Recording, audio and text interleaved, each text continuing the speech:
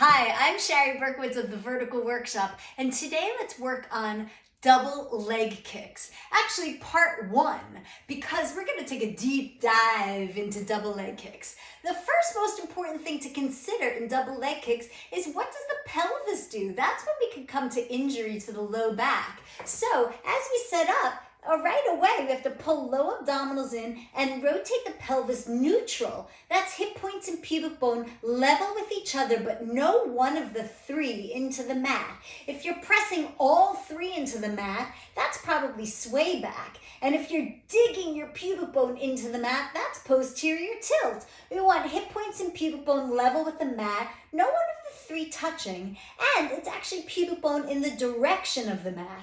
Then when you kick legs, your pubic bone wants to come away from the mat. You have to keep rotating pubic bone in the direction of the mat as you kick, and pubic bone in the direction of the mat as you extend.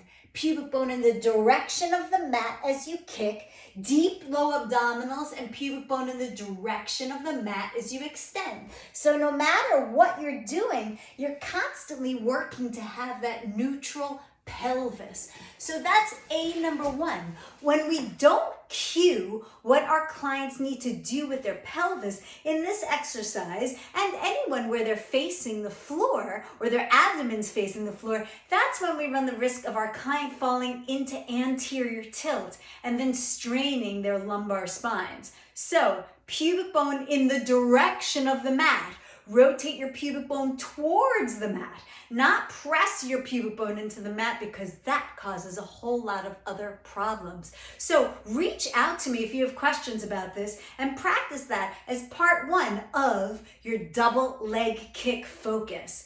Get a neutral pelvis.